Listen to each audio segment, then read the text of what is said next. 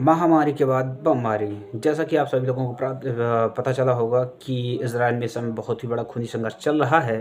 हालाँकि अभी उस पे तो विराम हो चुका है और दोनों पक्ष अपनी-अपनी जीत का दावा पेश कर रहे हैं।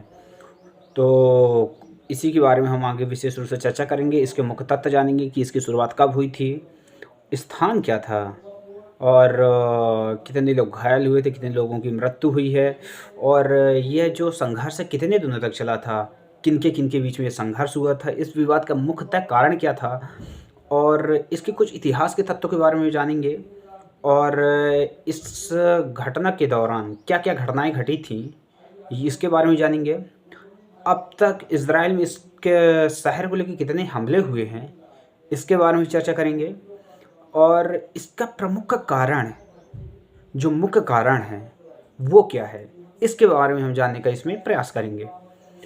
तो अब हम स्टार्ट करते हैं। जैसे कि कार्ल मार्क्स ने कहा था, इस दुनिया में जो धर्म है, वो वर्तमान के लोगों के लिए अफ़ीम की तरह काम कर रहा है। उसमें लोग अपनी ही बातों में मदमस्त होके अनेक तरह के विचार प्रकट कर रहे हैं और आपस में ही संघर्ष कर रहे हैं। ठीक है? अब बात करते हैं इसकी शुरुआत की। 7 मई 2021 को इसकी शुरुआत हुई थी। स्थान आपका यरूशलेम और जो यहाँ पे इस घटना पे, दर्दनाक घटना पे जो मरने वालों की संख्या है, वो आपकी लगभग 200 पार है। इसमें से ज़्यादातर मृत्यु आपकी गाज़ा पट्टी और हमास वाले लोगों की हुई है। इज़राइलियों की लगभग मुश्किल से 10 से 12 लोगों की हुई है, उससे ज़्यादा नहीं हुई है। चूँकि वो टेक्नोलॉजी में बहुत आगे है, इसके चलते उसको उसका फ़ायदा मिला है। और बात करते हैं कितने दिनों तक चला था संघर्ष ये जो संघर्ष है आपका 11 दिनों तक चला था और किनके-किनके बीच में हुआ था, जो मुख्य चीज़ है। यह जो संघर्ष है, यहूदियों और फिलिस्तीनियों के बीच में हुआ था। ठीक है? और अब बात करते हैं इसका प्रमुख कारण क्या था? इस विवाद का प्रमुख कारण क्या है, जो इतना भयंकर और खतरनाक विवाद हुआ है? तो यहाँ पे एक यरूशलेम नाम का शहर है, जो सदियों पुराना एक विवाद का कारण बना रहा है। यरूशलेम पे जो हमास नाम का एक अरबी आतंकी समूह है, ये इस पे कब्ज़ा करना चाहता है और जो इज़राइल द्वारा इसकी ज़मीन पे कब्ज़ा कर लिया गया है, वो उसको छीनना चाहता है तथा फ़िलिस्तीन राष्ट्र को इसके ज़रिए ये अस्तित्व मिलाना चाहते हैं। और मतलब जो फ़िलिस्तीन राष्ट्र है, इसके ज़रिए से वो वापस लाना चाहते हैं, जो इज़राइल ने पहले से ही कब्ज़ा करके रखा हुआ है और जो इज़राइल द्वारा इसकी ज़मीन छीन ली गई थी, उसको भी ये लोग प्राप्त करना चाहते हैं। ठीक है? अब बात करते हैं इससे जुड़े इतिहास की कि आखिर ये इसको क्यों प्राप्त करना चाहते हैं, लेकिन इसके पहले भी थोड़ी कुछ चीज़ें जानेंगे। यहूदियों का कहना ये है कि जो फ़िलिस्तीनियों का अलास्का मस्जिद है, यह उनके एक धार्मिक दीवार है, जो इनको धार्मिक भावनाओं से जुड़ी हुई है और अलास्का मस्जिद जो प्रमुख रूप से हिंसा का स्टार्टअप पॉइंट है, मतलब एक केंद्रीय बिंदु है, जिसके चलते यहाँ पे जो हिंसा है वो भड़की हुई है। अब हम इसके इतिहास के बारे में बात कर लें कि यरूशलेम में ऐसी क्या बात है, क्या खासियत है, जिसके चलते ये सब घटनाएं घटी हुई हैं। तो इतिहास की बात करें तो 1948 में इज़राइल की स्थापना हो चुकी थी और लेकिन इसमें क्या हुआ था कि बहुत से इसमें मध्य पूर्व इस्लामिक देशों ने इसको मान्यता प्रदान नहीं की थी और यह संघर्ष काफ़ी समय तक चला था और फाइनली क्या हुआ था कि लगभग 1950 से 1951 के बाद अस्थायी रूप से यरूशलेम को 2 भागों में डिवाइड कर दिया गया। इसमें जो पूर्वी भाग है, ये आपका जॉर्डन पे कब्ज़ा दिया गया और जो आपका पश्चिमी यरूशलेम है, इसमें आपका इज़राइल का कब्ज़ा दिया गया। ये दोनों क्रमशः मतलब ये जो विभाजन था, स्थायी रूप से नहीं था, अस्थायी रूप से था कि एक युद्ध विराम के तौर पे इसको संबोधित भी कर सकते हैं कि आप अपना पक्ष यहाँ पे रखें, आपके लिए ये ज़मीन है, आपके लिए ये ज़मीन है और जो ये भयावह युद्ध बंजर है, आप इसको ख़त्म करें।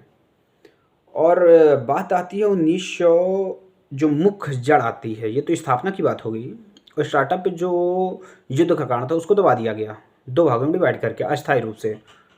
अब बात करते हैं 1967 की।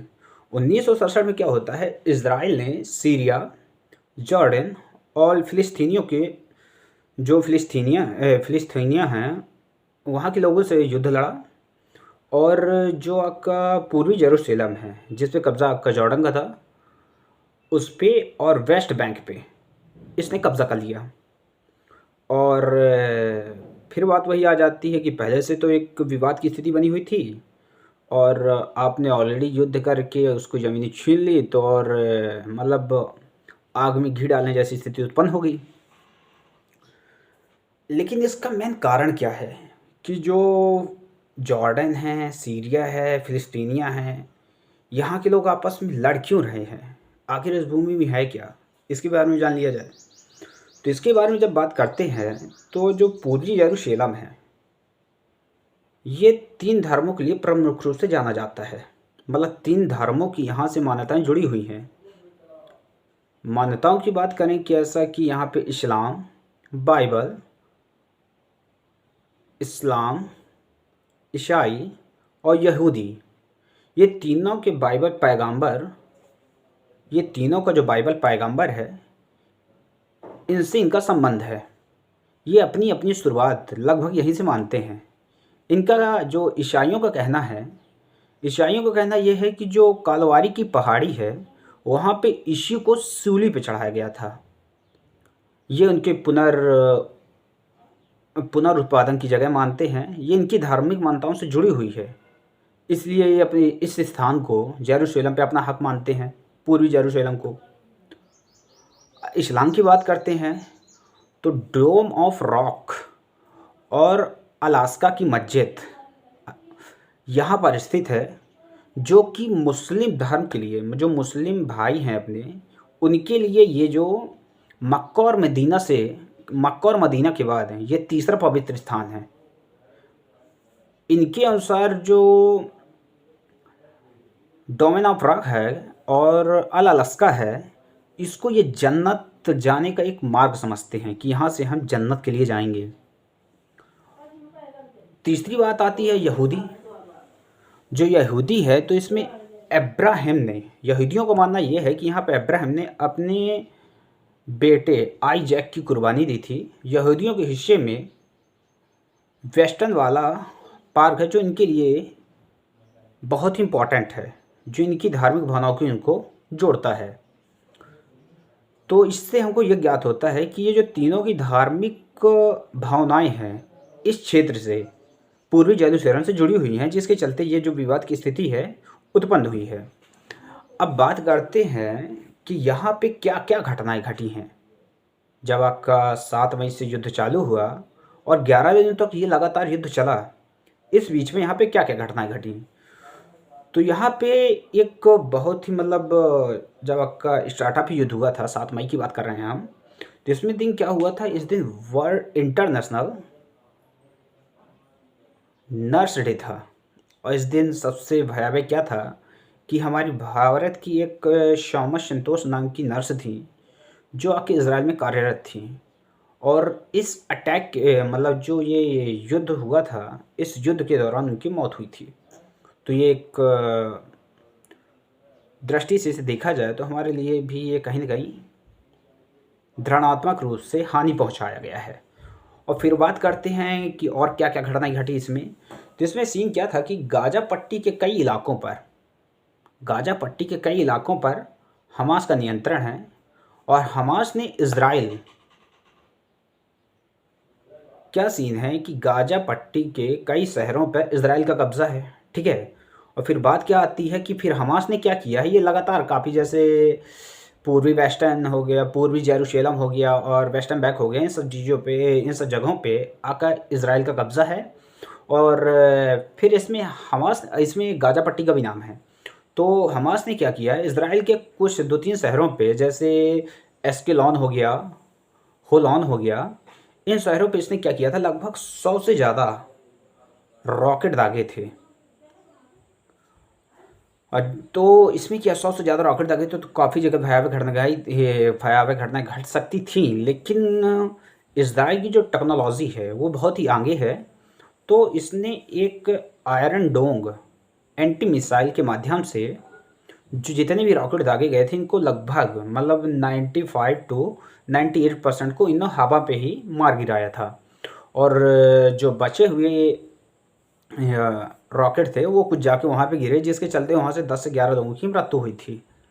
और जवाबी कार्रवाई में इज़राइल ने गाज़ा पट्टी पे अटैक किया, जिसमें अनेक हसन फ़िलिस्तीन लोगों की मृत्यु हुई। लगभग 200 प्लस से ज़्यादा इसमें लोग मारे गए हैं। इसमें बहुत से देश जो हैं डायरेक्टली और इनडायरेक्टली इन्वॉल्व थे।